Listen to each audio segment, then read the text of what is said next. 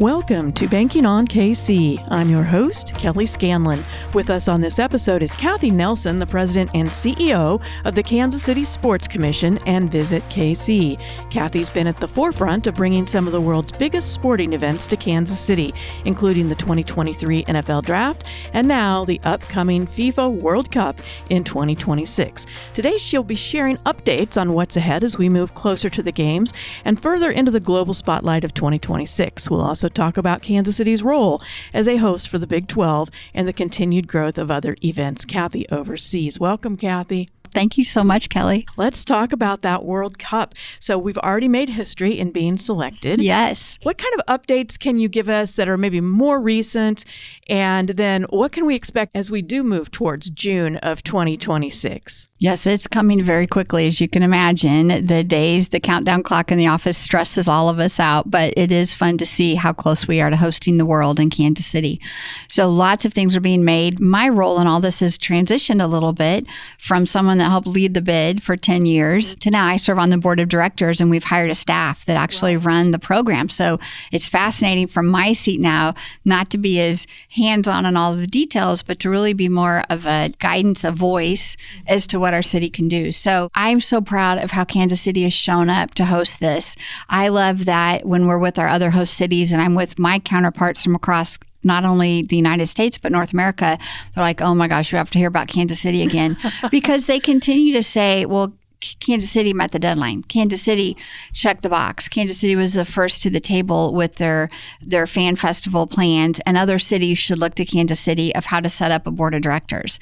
That makes me super proud to think, even though we're all in this together with the Miamis, the New Yorks, LAs, we still have a little bit of a competition in us. So proud of our efforts, proud of our staff that's running KC 2026, and then proud of the Sports Commission staff and the Visit KC staff.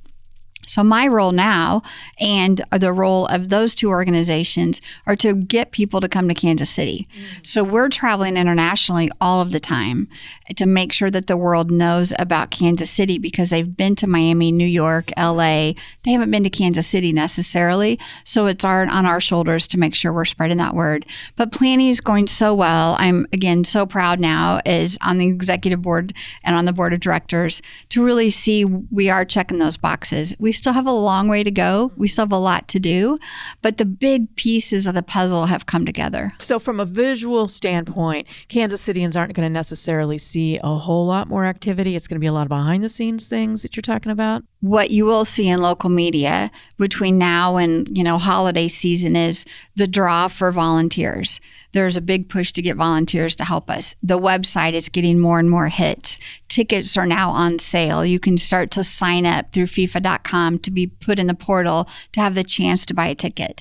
So all of that, you'll really start to feel the buzz and the energy. You'll start to see more and more dressing of the city, getting ready to welcome the world. And then December is our huge event. December 5th is when we will find out which countries will be playing in Kansas City. So leading up to December 5th, it'll be a lot of behind the scenes, but after December 5th, when we know which countries are playing here and then which countries would be based here, that's when it'll really come to life. What other ways can Kansas Cityans get involved?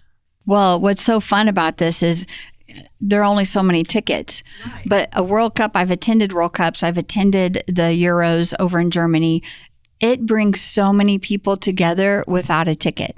So the Fan Festival is a free event for people to attend, and we're still working through how many days Fan Festival will actually be open, but it'll be open a significant number of days throughout this June and July window. So that's a great opportunity to go experience that. There'll be large screens to watch the other matches, bands, all things Kansas City and all things FIFA World Cup. Then in your local communities, I guarantee there'll be watch parties, there'll be pop-up things to do, and then just being out and about in Kansas City, I think that's what I'm so excited about and so proud about, that it took us 10 years to get this to happen in our city. Now it's our time to shine. We don't want you to go to your lake house for a month. We don't want you to go on vacation somewhere. We want you to be here with us, celebrating all things Kansas City and showing the world how great our city is. So what kind of an impact do you expect all of that will have on our economy, on our culture, and our international visibility? Numbers are hard at times when we're still waiting to see how this plays out. We expect, along with FIFA's help, with other significant details, helping us get to understand how many people will be here. We expect 650,000 people to visit Kansas City, and half of those will be international visitors. That's an impact that is measurable, that is impactful, that will have a legacy we've never understood or seen before. So that's one thing. Then those people are here and they're going to spend money, yes, right? And they want to experience it. And a lot of those people won't have a ticket. We can't put 650,000 people at Arrowhead. So they want to be here. They want to be around the energy. They're going to book hotel rooms. They're going to go out to eat. They need transportation. They want to buy gear. Like all of that, those dollars stay in our community, which is super exciting. And then beyond that, we want those people to come back. Yeah. We want them to fly back to Kansas City and take a vacation with their families. Or we want them to go, I should start a business here, or, oh my gosh, I could live here. So I think for us, that realization of this will have a ripple effect for 4, 5, 10 years down the road is so fun. And then on my convention side with Visit KC, we have the door opened so many times that we've never been able to step into before, because they know we will know how to welcome international visitors. So we have international business now that would never have listened to us before, that now knows us because of Ted Lasso. Oh, yes. Route 66, Travis and Taylor, and the World Cup. And they're like, there is something happening in Kansas City. I've got to go see this, and I want my convention to be hosted there. So it's, again, that long-term effect of business being booked here. It's like we can't get out of our way fast enough. Well, that's a good problem to have. Yes, absolutely. But it is a lot of pressure, though, yes, to be performing at that level.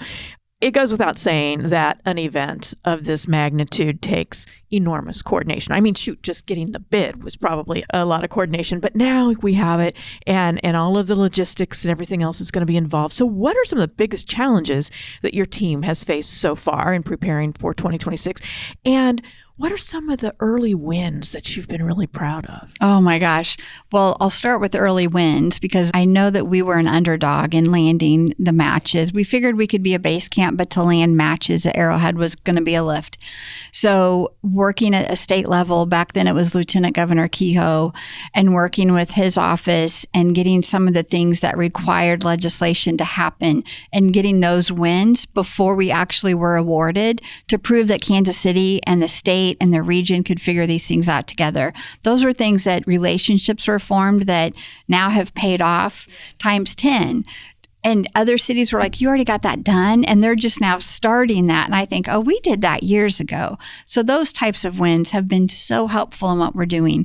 And then things like buses, getting buses secured, building our board of directors that we built out in May of 2022, forming the legal entity that is running the World Cup. Other cities, some of them are still trying to figure that out. And so those are huge wins for us because, again, we're the smallest city to host the World Cup in 2026.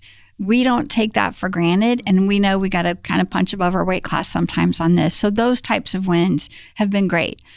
There's still a lot of heavy lifting to do. So how do you welcome over 500,000 people to your city? And granted, those aren't, people won't all show up over one day, but just are we ready? Are we training our hospitality workers, our Uber drivers and our taxi cab drivers? Are they aware? What are we doing at the airport? So those types of big things for me, from my tourism side, that's what's so important now. Are we ready to welcome the world? Things like our Visit KC website, doing it multilingual now. And we just launched that a couple months ago to make sure that anyone looking at Kansas City can look at it in any language. Those things are what we're ticking off now. Alongside these big events we've been talking about, like FIFA, the draft, some of the other things, we continue to be a hub for college athletics. Yes. So talk to us about what's going on there. Well, we've locked in Big 12 men's and women's basketball championships through 2031, and thrilled about that. We just had this incredible call with Big 12 because our focus really is now we sell out the men. And that continues to grow with them adding more schools. Well, now we want to sell out the women like Kansas City knows how to sell out the KC Current. Yes. We should be doing that for Big 12 women's basketball. And then we also have MIAA men's and women's basketball locked in, as well as NAI men's basketball championship. So we certainly still are in that college market. We know that, things like the MUKU basketball game that'll happen in December at T-Mobile Center, those types of things are so important to us. Nebraska-Cincinnati football game at Arrowhead that happened this fall, so critical to that college landscape of everything we're focused on. And then it's bid season again with NCAA. So we have some massive bids we're working on, and NCAA bids are in the mix of all of that. We will actually be in Indianapolis this fall and 2 days of education classes with them of what are we bidding on, what works best for Kansas City, and we're bidding against every other city in the country to host these championships years out. So what are those events, though? The college, the professional, all of them, when you pull them all together, what role do they play in keeping Kansas City a sports, I think we can say it now, capital? Absolutely.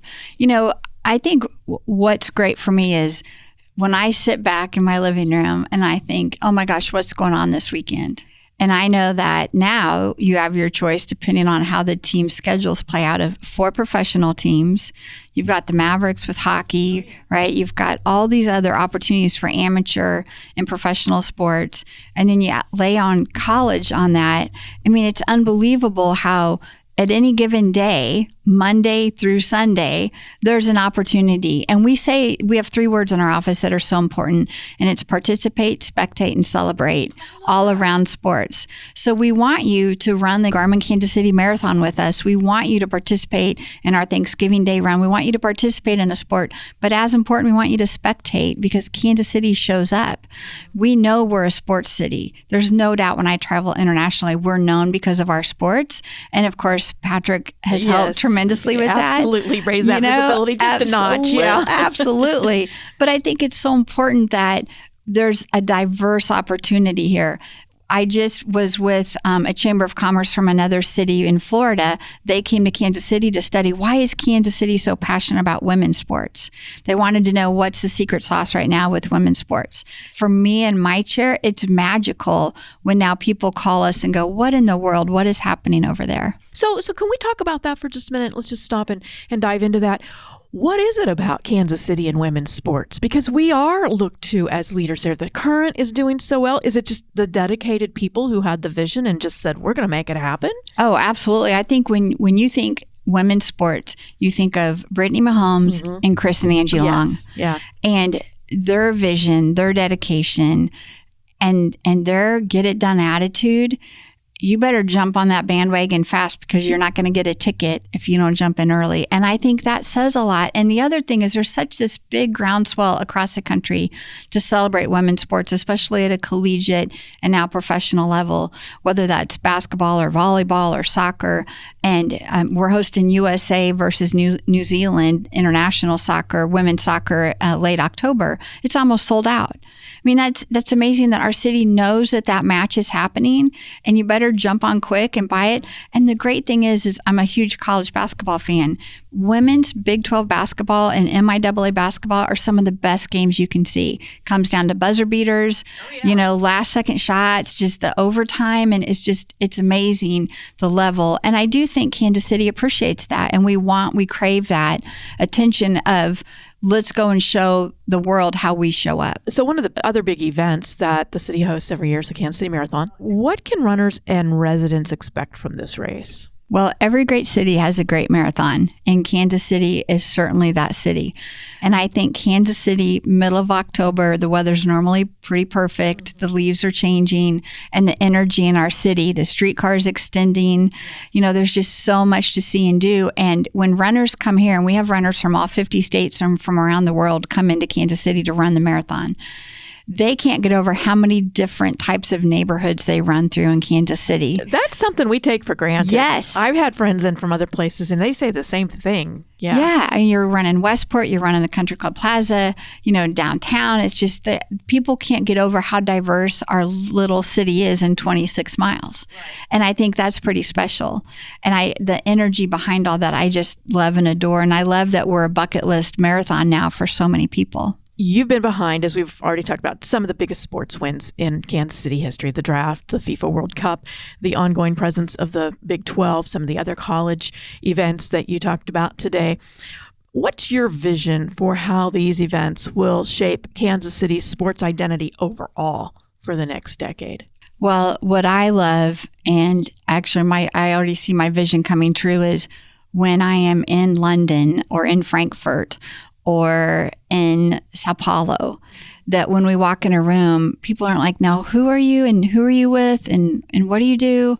Now it's, oh my gosh, it's Kansas City. And it used to be people would say, oh, the city of Kansas. I'm like, no. Really? Yes.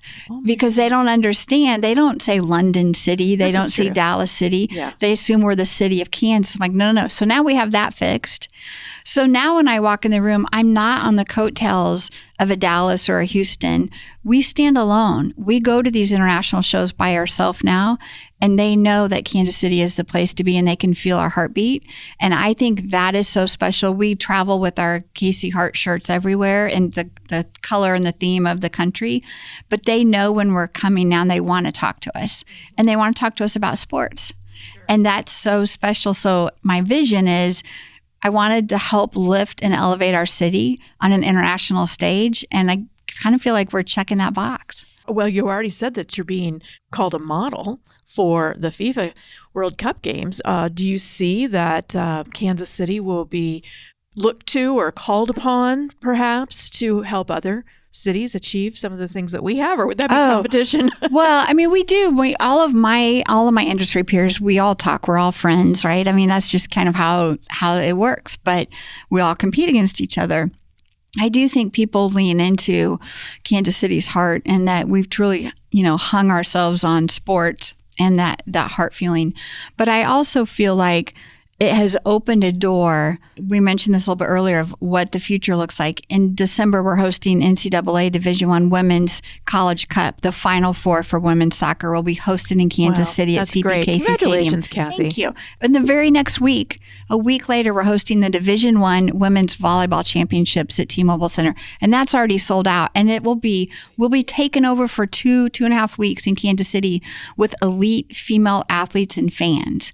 I mean, things like that don't just happen. It's because people know us and they trust us and they know our work and they know we get it done and they know we show up. And I think my vision is we continue to do that, whether it's hosting and bidding on and maybe hosting the 2031 Women's FIFA World Cup. We're working on a bid for the 2031 Men's Rugby World Cup, the 2033 Women's Rugby World Cup. So there are big things that are in the works. And I think what's happening in 2026 and with Pam Kramer and our team at KC 2026 and everything that's getting done continues to elevate everything we touch. Let's talk about Kathy Nelson for a minute. I mean, you don't just, I don't know, maybe you did. You don't just as a kid say, oh, I want to be, this person who brings sports and all these other events to Kansas City, conferences and stuff. How did you get into this? And you're obviously passionate about it. So talk to us about that. Yeah, Kansas City, born and raised. My mom actually worked for Western Auto and went on to work with Farrell Gash. And my dad worked for TWA for 47 years. So all I know is Kansas City. My background's in television. I had television production specifically and sports production. So growing up and then falling into TV was this unbelievable dream, and how it worked out. I worked at Fox 4 for 12 years and then went on and helped launch a local sports station here in town. It used to be called Metro Sports. Oh, yes. Yes. I remember that. Yeah. So, did I ever think I'd be sitting in this chair? No. Did I ever think, though, I'd be doing something that helps Kansas City? Yes. So that's always been in your blood. Yes. Kathy, thank you so much for all the passion that you bring, all the energy. It is obvious that you and your team have really done a lot of heavy lifting to bring these events in, and just the best of luck as it continues to roll out and then the big time actually comes. Yes, thank you. We'll all get a good nap in after that. This is Joe Close, Regional Leader. Thank you to Kathy Nelson for being our guest on this episode of Banking on KC. As President and CEO of the Kansas City Sports Commission and Visit KC, Kathy shared how Kansas City is preparing to host the world for the 2026 FIFA World Cup. From recruiting volunteers to welcoming hundreds of thousands of visitors who will experience our city's energy, culture, and hospitality. She also highlighted how major events like the Big 12 tournaments, the Kansas City Marathon, and the growing visibility of women's sports continue to position our city as a global sports leader. Our bank is proud to support the organizations and individuals who help Kansas City shine on the world stage, building momentum, pride, and opportunity across our community. Thanks for tuning in this week. We're banking on you, Kansas City. Country Club Bank, a division of FNBO, member FDIC.